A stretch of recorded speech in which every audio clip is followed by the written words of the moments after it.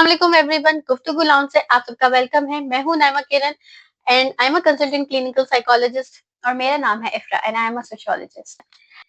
अच्छा, अब इसमें कपल्स को क्या करना चाहिए? तो सबसे पहली स्ट्रेटेजी यही है कि एक प्रोटेक्टेड कन्वर्जेशन टाइम अपना क्रिएट करें कि एक वक्त का कन्वर्जेशन टाइम क्रिएट कर लेंगे। अच्छा, हम ना इस टाइम पे कॉल पे बात कर लेंगे या वीडियो कॉल पे बात कर लेंगे या टेक्स्ट पे बात कर लेंगे, जो भी है, या मुलाकात कर लेंगे, जो भी वट एवर आपकी जो फैमिली में जो जिस तरह की भी छूट दी गई है उस लिहाज से चलें।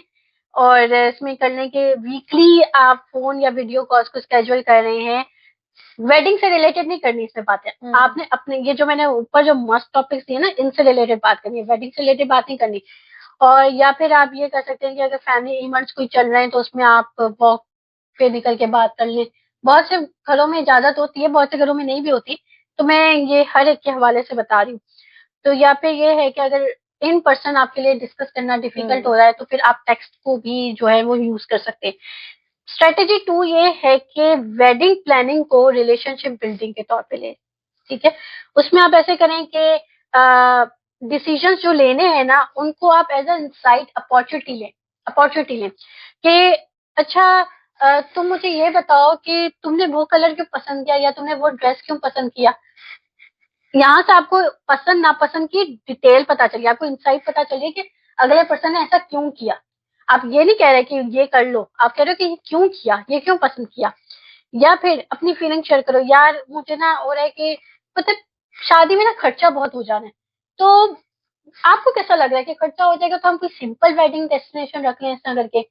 इस तरह करके आप बात कर सकते हो। ठीक है, और वही बात है, लो स्टेक्स डिसीजन है उसमें कॉन्फ्लिक्ट रेजोल्यूशन को प्रैक्टिस करो कि ऐसे डिसीजन जो कि छोटे छोटे मोटे डिसीजन है जहाँ पे छोटी मोटी लड़ाई झगड़ा हो जाए, उसमें देखो कि कॉन्फ्लिक्ट रेजोल्यूशन को कैसे प्रैक्टिस करके चल सकते हो, कैसे कॉन्फ्लिक्ट को रिजॉल्व कर सकते हो। तो वो चीजें जो है वो आप सीख सकते हो। और अगर आपको कॉन्फ्लिक्ट रेजोल्यूशन स्किल्स नहीं है आपके अंदर, तो आप वर्कशॉप अटेंड कर सकते हो। मल्टीपल वर्कशॉप्स करवा रहे हैं, बहुत से साइकोलॉजिस्ट वर्कशॉप्स करवा रहे हैं कॉन्फ्लिक्ट रेजोल्यूशन पे, और आप अटेंड कर सकते हो और आप सीख सकते हो कि कॉन्फ्लिक्ट रेजोल्यूशन स्किल्स कैसे आप अपने अंदर बिल्डअप करो। फिर स्ट्रेटेजी 3 है फैमिली बाउंड्री सेटिंग। ठीक है, फैमिली की जो है ना, फैमिली से जो है ना आपने बाउंड्रीज अब क्रिएट करनी है। ठीक है, जब शादी होती है ना लड़का लड़की की, तो लड़का लड़की की जिम्मेदारी बढ़ जाती है, रिस्पॉन्सिबिलिटी आती है, तो वहां पे फैमिली सेकेंडरी उस पे चली जाती है। ठीक है ना, आपका पार्टनर आपका प्राइमरी वो हो जाता है, फिर सेकेंडरी चली जाती है। पे जो है ना फैमिली बॉन्डिंग को, फैमिली बाउंड्री जो है ना आपने उसको जो है वो सेट करना होता है। और इसमें आप ये कर सकते हो कि आप अपनी फैमिली से रिस्पेक्टफुली रिक्वेस्ट करो कि प्राइवेट टाइम की, या फिर कहो कि अम्मी या मामा हमें जो है ना लिविंग अरेंजमेंट्स डिस्कस करने हैं, और इस तरह करके हम चाहते हैं कि हम ये चीजें डिस्कस करें। या फिर फैमिली को बेशक इंक्लूड करो, लेकिन अपनी कपल की जो इंडिपेंडेंस है ना उसको जरूर आप लेके चलो। और आप ये कहो कि हाँ ठीक है, हमें अच्छा लगा कि आप लोग सोच रहे हो हमारे बारे में, लेकिन हम अपने अकॉर्डिंगली डिसाइड कर लें, वो ज्यादा बेहतर होगा कि हमें किस तरह की शादी चाहिए, या किस तरह का वो ड्रेस पसंद करती है, या किस तरह का शेरवानी वो पसंद करेगा, तो मैं उसके हवाले से बता सकती हूँ। तो ये चीजें आप जो है ना रिस्पेक्टफुली बाउंड्री आपको सेट करनी पड़ती है फैमिली के साथ। देन अगर आप जो है किसी साइकोलॉजिस्ट के साथ 3 से 5 सेशंस भी अगर आप लगा लेते हो कम्युनिकेशन फाउंडेशन के तौर पे, यानी प्री मैरिटल काउंसलिंग कर लो, वो एक प्लस पॉइंट हो जाता है और बहुत अच्छी चीज हो जाती है। और साइकोलॉजिस्ट के पास सिर्फ पागल लोग नहीं जाते, ये वाले नॉर्मल मसाइल वाले लोग भी जाते हैं, और वो अपने हेल्थ के ऊपर इन्वेस्ट कर रहे होते हैं। तो ये चीज हो सकती है। और इसके बाद अगर आपको लगता है कि अभी भी जैसे हम एक दूसरे के लिए स्ट्रेंजर हैं और शादी करीब है, लेकिन अभी भी ऐसा है कि हम एक दूसरे के लिए स्ट्रेंजर हैं, तो फिर शादी को डिले करने के ऊपर सोचो कि आप शादी को अगर डिले कर सकते हो तो कर लो, ताकि जानने का थोड़ा और टाइम मिल जाए आपको, अगर आपको फील होता है और कपल को दोनों को फील होता है। या फिर जो है देखो, टेम्पररी जो है ना फैमिली को डिसअपॉइंट करना ज्यादा बेहतर है, बजाय इसके कि शादी करके सारी जिंदगी ना खुश रहना। सही बात है, ठीक है। तो टेम्पररी आप फैमिली डिसअपॉइंट हो जाएगी, बातें भी बहुत बनेंगी, लोग क्या कहेंगे वो भी आएगा, लेकिन वो सब भूल जाते हैं, इवेंचुअली सब खत्म हो जाता है। लेकिन अगर शादी आपकी किसी ऐसे पर्सन हो जाती ना जिसके साथ आप कंपेटेबल नहीं हो, जिसके साथ आप कंफर्टेबल नहीं हो, जिसके साथ आप स्ट्रेंजर फील करते हो, तो शादी के बाद भी चीजें वैसी रहती हैं। ठीक है ना, तो सारी जिंदगी ना खुश होने से बेहतर है, ये खुदकुशी है एक तरह की। तो सारी जिंदगी ना खुश होने से बेहतर है कि आप ये चीज करो। और टाइम, अगर आपको लगता है कि आपको चाहिए कि हमें टाइम चाहिए, मजीद टाइम चाहिए इस कमिटमेंट के लिए, तो फिर आप इस शादी को डिले करने के ऊपर सोचो।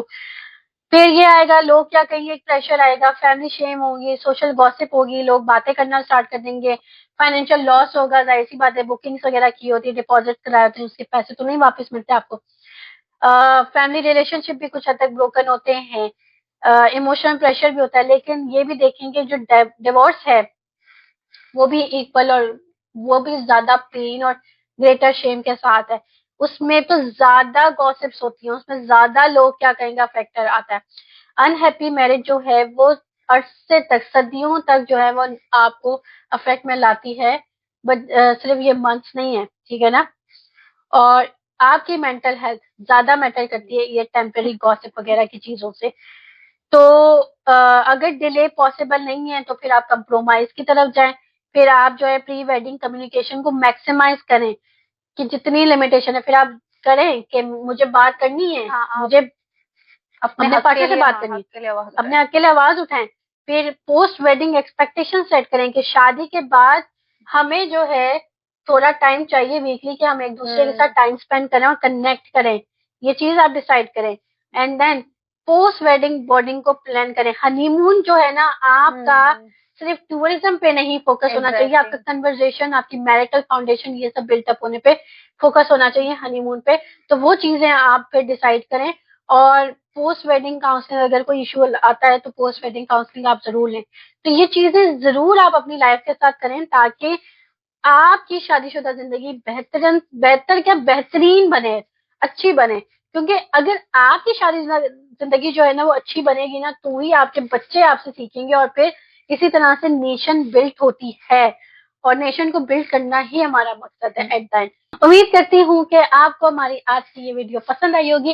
पसंद आई है तो इसे लाइक करें, कमेंट करें और शेयर करना ना भूलें दूसरों को भी, ताकि फायदा मिले। और अपने शादीशुदा लोगों को ज्यादा से ज्यादा शेयर करें, और उनको शेयर करें जो मंगनी शुदा हैं और अभी शादी की तरफ जाना चाहते हैं, तो उनको जरूर ये शेयर करें। नेक्स्ट वीडियो में हम अगले टॉपिक्स की तरफ जाएंगे, और वो भी बहुत इंटरेस्टिंग टॉपिक्स हैं, एंगेजमेंट से रिलेटेड टॉपिक्स है, लेकिन बहुत इंटरेस्टिंग टॉपिक्स है। और फिर उसमें भी हम बताएंगे कि किस तरह से आप क्या चीज कैसे लेके चल सकते हो। तो हमारी वीडियोस को ज्यादा से ज्यादा देखें और अपना ख्याल रखें। अब तक के लिए अल्लाह हाफिज।